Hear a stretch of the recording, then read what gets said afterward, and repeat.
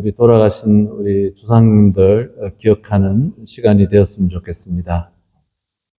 오늘 일독서에서 악성 피부병에 대한 이야기를 합니다. 나병 같아요. 나병. 그 이야기를 하는 것은 결국은 이 사람들로부터 격리, 분리, 영어로 separation에 대한 이야기를 하는 거예요. 사람과 사람이 분리되는 이야기를 하는 거죠. 악성 피부병 때문에, 또 율법에 정한 것 때문에 사람과 사람이 같이 살지 못하는 것에 대한 얘기를 하는 겁니다. separation이에요. 그리고 이독세 바오로 사도가 고린토인들에게 보낸 편지에서 또 다른 종류의 이 공동체 안에서의 문제에 대한 얘기하는, separation에 대한 얘기를 하는 거죠. 뭐냐면은 분열. 그러니까 자기의 유익만을 따지면서 살아가는 사람들, 자기의 유익을 따지면서 도모하고, 그래서 유대인들과 또 이방인들과 또 하느님의 교회에 방해가 되지 않도록 하여라. 자기가 그렇게 하셨다는 거예요. 다른 사람들에게 다 똑같이 그렇게 얘기하는 거예요. 그러니까 악성 피부병만이, 나병만이 사람과 사람을 분열시키고 분리시키고 벽을 쳐서 갈라치게 하는 것이 아니고, 인간에게서 나오는 이기심, 자기의 유익만을, 자기만을 생각하는 태도, 자기의 틀 속에 다른 사람들을 가두려고 하는 태도, 그리고 나는 옳고 다른 사람은 틀렸다라고 하는 이런 교만의 행위들이 다 사람과 사람 사이에 벽을 생기게 만들고 분리시키는 그 이야기를 일독서, 이독서에서 얘기하고, 복음에서 다시 예수님이 나병 환자 얘기를 하시는 거예요. 이 나병 환자도 잘 알고 있었습니다. 율법을 잘 알아요.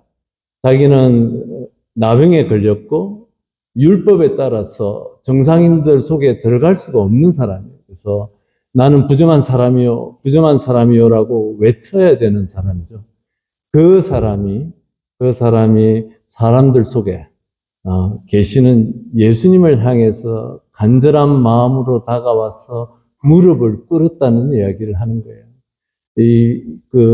사람들로부터 격리되어져서 사는 사람이 정말 간절한 마음으로 예수님에 대한 믿음으로 용기를 내어서 사람들을 해치고 와서 무릎을 꿇었고, 예수님께서도 손을 뻗어서 그에게 대셨다라고 얘기하시는 것이죠. 이 말은 그냥 들으면 아무것도 아닌데, 당시 율법에 따르면 예수님께서 나병 환자의 손을 대시는 행위는 자신이 불결한 사람이 되고 율법을 어기는 것이죠. 예수님께서는 자신이 율법을 어기고 또 불결한 사람이 되고, 그러면서까지도 이 사람을 회복시키고 싶으시고, 이 사람을 사람들 속으로 다시 돌려보내고 싶은 거죠. 그래서 가서 사제에게만 보여라. 모세의 율법에 따라서 바쳐라. 이 말은 사제가 공동체의 대표이기 때문에 사람들 속으로 공동체로 돌려보내고 싶어 하시는 그 마음이 깔려 있는 거예요.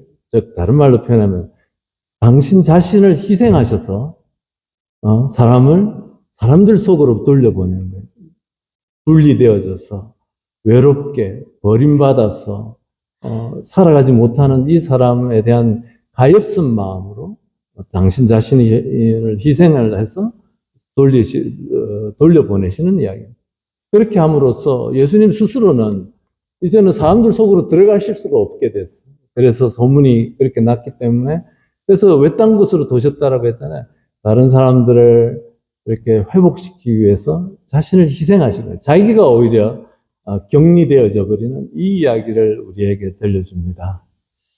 저는 이 이야기들 안에서 우리가 꼭 기억해야 되는 것들, 바로 이 예수님의 마음이에요. 예수님께서는 얼마나 사람들 속에서 함께 어울려지고 서로 나누고 서로 위로하고 격려하면서 살아가도록 간절히 바라셨는지, 그래서 그 사람을, 나병 환자를 돌려보내시기 위해서 당신 자신이 오히려 불결해지고 법을 어기고까지 하면서 이렇게 하시는 그 마음이 느껴집니다.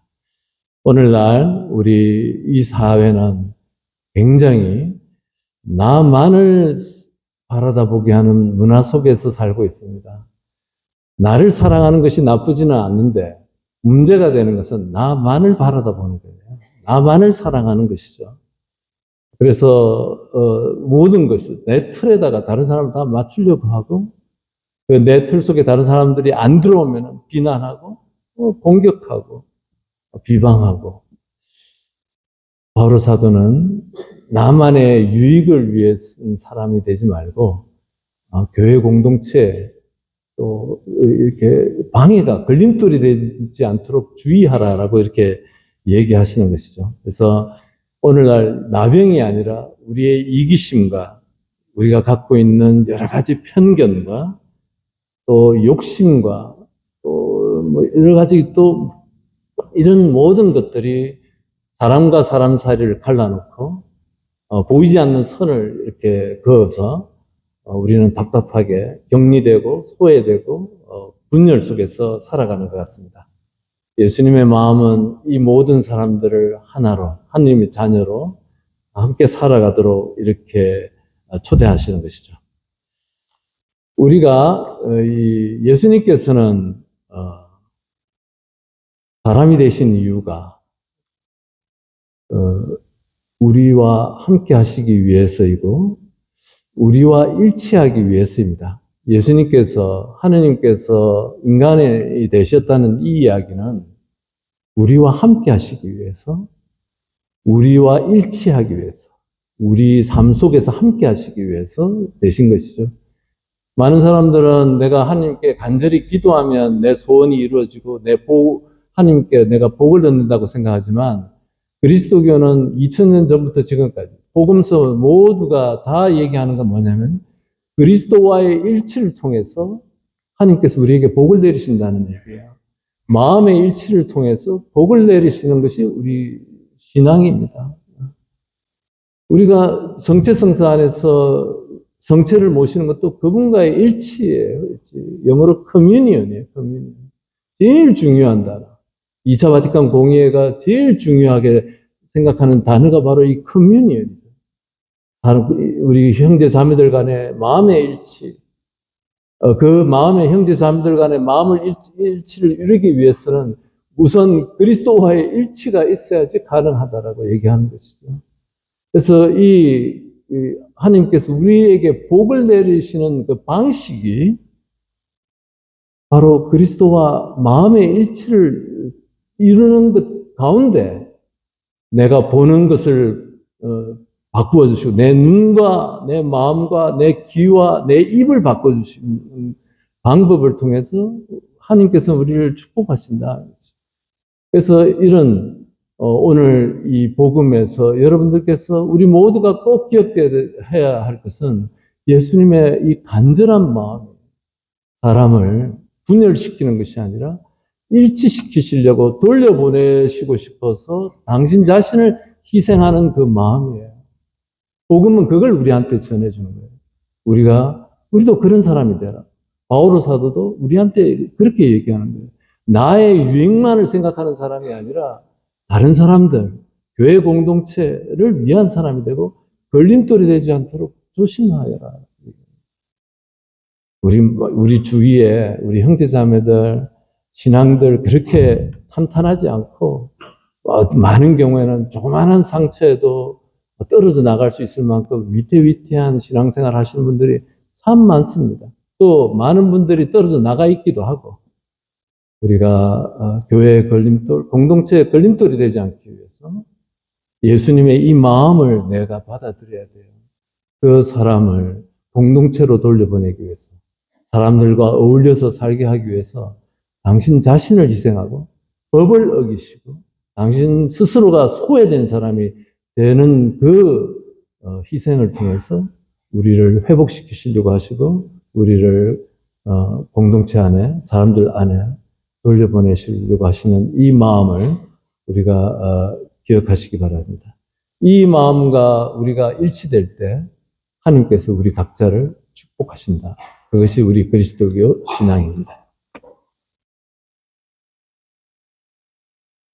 지금부터 두 선발예식에 참여할 예비신자들의 파견식이 선발예식에 참여할 예비신자들이 하나님의 은총과 공동체의 기도와 후원으로 힘을 얻고 선발예식에 나갈 수 있도록